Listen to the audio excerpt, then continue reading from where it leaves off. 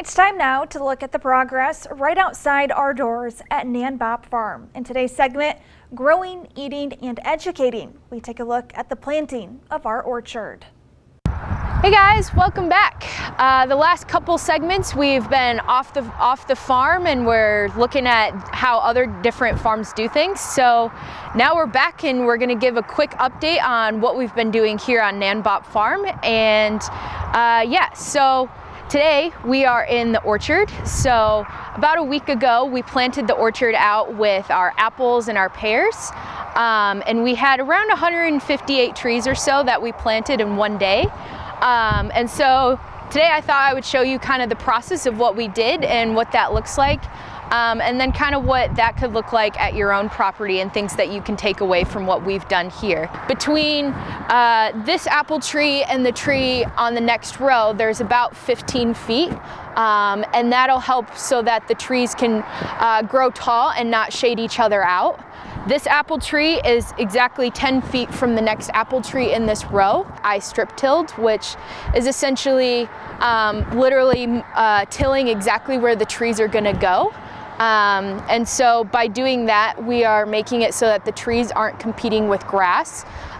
In their early life, trees don't really handle competition that well until they're a little bit older and bigger. By strip tilling, we are not disturbing too much of the microorganisms in this area, trying to do as minimal tillage as possible while still being effective with our plantings. Most fruit trees won't pollinate themselves, which means you need to have another variety of the same fruit around so that they can cross-pollinate. And pollination with fruit basically means that if it's not pollinated, it won't produce any fruits. And so that's pretty key, and that's part of what helped me to design this orchard. So we have apples with apples and pears with pears.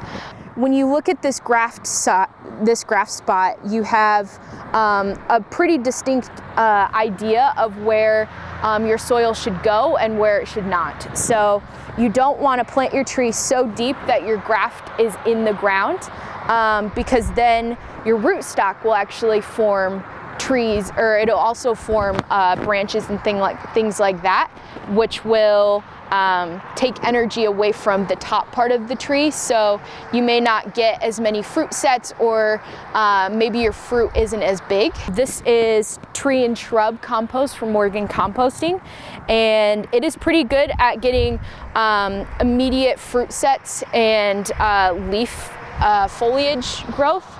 And the important point with the compost is that you don't want to do too much.